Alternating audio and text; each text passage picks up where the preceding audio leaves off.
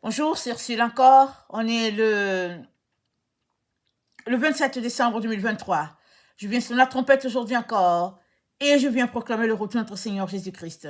Amen, alléluia, sont tous bénis, sont remplis de sa joie. Amen. J'étais à mon temps de prière tout à l'heure et avant que je me lève, le Seigneur m'a dit, dis-leur, mes destructeurs sont arrivés. Amen. Mes destructeurs sont arrivés. Et en même temps qu'il me disait ça, il m'a donné le 242. Alors, le 242 dans la concordance grecque, c'est bondir. C'est des sauts brusques.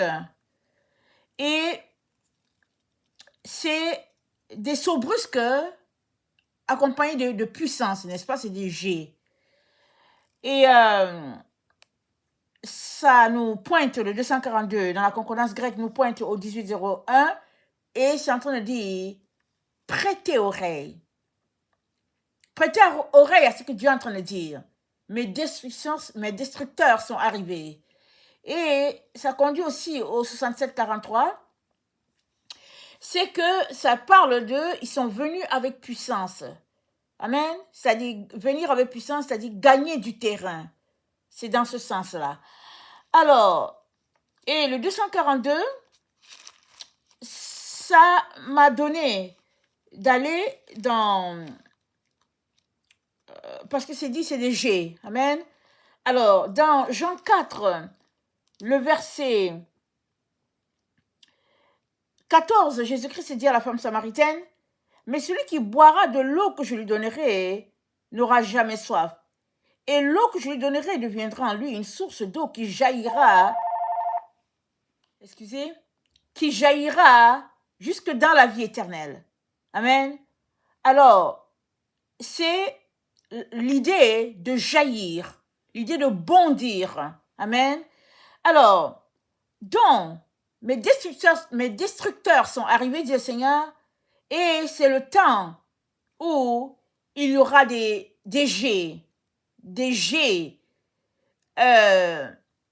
le sens des flots, amen, comme des jets d'eau, et nous savons que l'eau c'est rafraîchissant, mais si les destructeurs sont là, ceux-là qui sont avec le Seigneur, ils seront dans une situation comme de jet, n'est-ce pas, où ils seront arrosés, mais ce sera aussi une situation où il y en a qui vont subir le côté négatif du fait que les destructeurs sont là.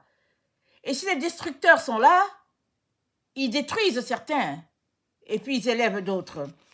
Et ça m'a envoyé à Joël.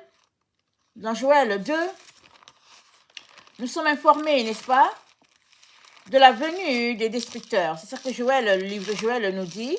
On va les regarder rapidement, ce que Joël nous apporte comme information concernant les destructeurs. Excusez-moi le bruit des flots. Alors, Joël 2, sonnez la trompette en Sion, faites-la retentir sur ma montagne sainte, que tous les habitants du pays tremblent, car le jour de l'Éternel vient, car il est proche. Jour de ténèbres et d'obscurité, jour de nuée et de brouillard. Il vient comme l'aurore se répand sur les montagnes. Voici un peuple nombreux et puissant, tel qu'il n'en a jamais eu et qui en aura jamais dans la suite des âges. Devant lui un feu dévorant et derrière lui une flamme brûlante. Le pays était auparavant comme un jardin d'Éden et depuis c'est un désert affreux, rien ne lui échappe. Allez voir, on dirait des chevaux, ils courent comme des cavaliers. À les entendre, on dirait un bruit de chars. Sur le sommet des montagnes où ils bondissent, on dirait un pétillement de la flamme de feu. Quand elle consume le chaume, c'est comme une armée puissante qui se prépare au combat. Amen, je vais m'arrêter là. Donc, c'est dit, sur le sommet de montagne où ils bondissent. Alors, c'est cet esprit-là, cette idée-là, que les destructeurs sont arrivés, et le 242, c'est bondir. Et ce qui fait que ça me renvoie à Joël 2. Et dans la concordance en hébreu, le 242, c'est citer une cité bâtie par la fille d'Éphraïm. Et nous savons que Éphraïm, c'est le fils à Joseph, et c'était moitié israélite, moitié égyptien. Et c'est l'enfant qui a été béni par Jacob. Il avait une mission, et quand on lit l'histoire d'Israël, il était avec Judas. Et ça fait penser à tous ces gens-là dans la maison de Dieu qui se sont associés à Israël pour faire avec Israël un seul peuple. Et cela nous renvoie dans Romains 11, le verset 23. Je vous intéresse à aller voir cela. Amen. Et il m'a donné le 1542,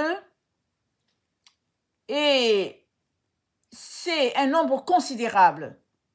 Et le Seigneur m'a donné de comprendre qu'il y aura un nombre considérable de personnes qui seront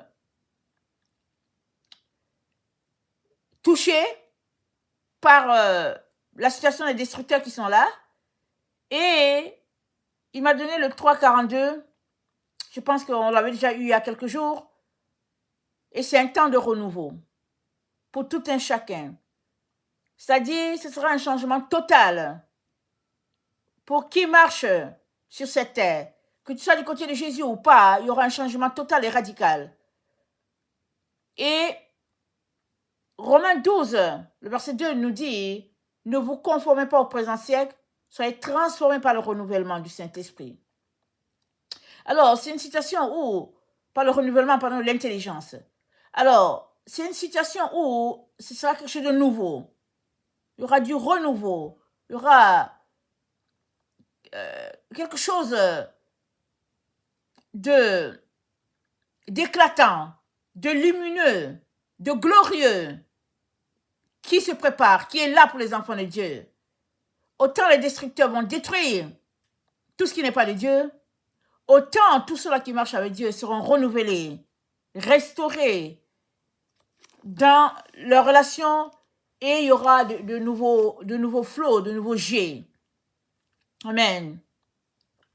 Et le 1542 dans la concordance en hébreu, ça dit ville sur la montagne de Juda. Ça va un peu dans le sens de la cité bâtie.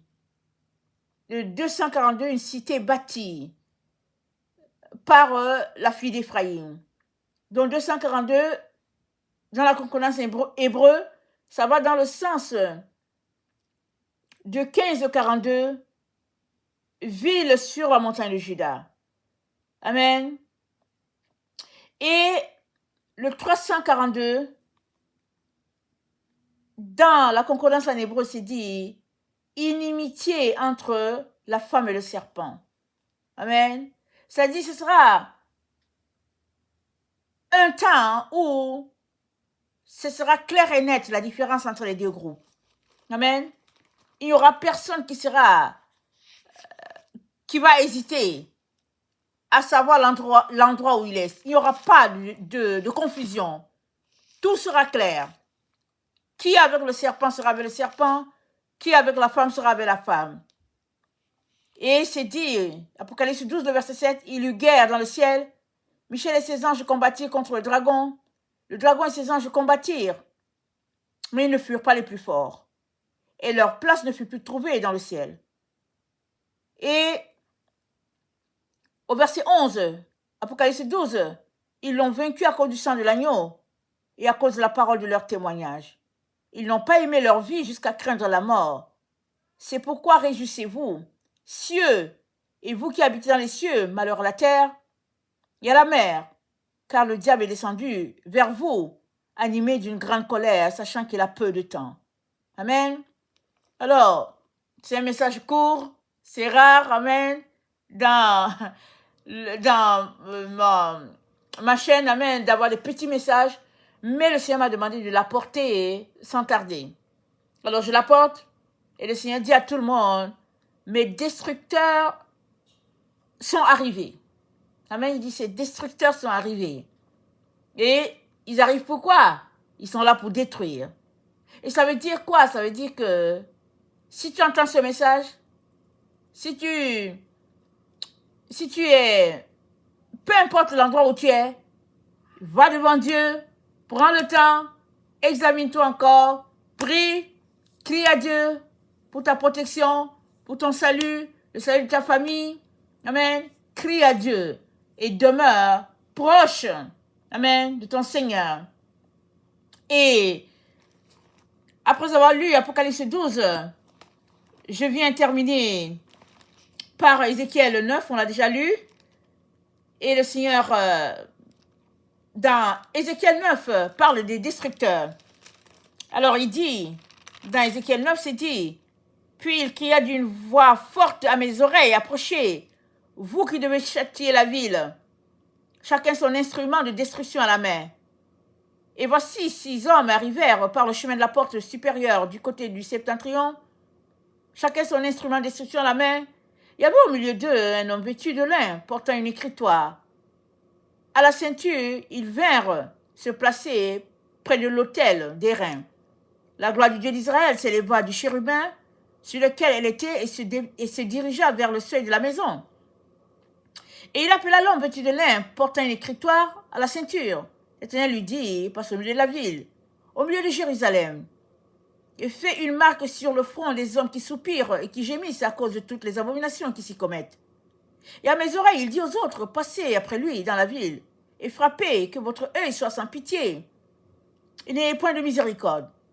Tuez et détruisez les vieillards, les jeunes hommes, les vierges, les enfants, les femmes, mais n'approchez pas de quiconque aura sur lui la marque. Commencez par mon sanctuaire. Ils commencèrent par les anciens qui étaient devant la maison.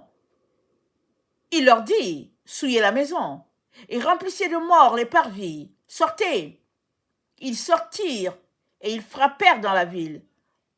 Et comme ils frappaient, et que je restais encore, je tombais sur ma face, et je m'écriai à Seigneur éternel, détruiras-tu tout ce qui reste d'Israël, en répandant ta fureur sur Jérusalem? Il me répondit, l'iniquité de la maison d'Israël et de Juda est grande et excessive. Le pays est rempli de meurtres, la ville est pleine d'injustice. Car ils disent, l'Éternel a abandonné le pays. L'Éternel ne voit pas, l'Éternel ne voit rien. Moi aussi je serai sans pitié. Je n'aurai point de miséricorde, je ferai retomber leurs œuvres sur leur tête.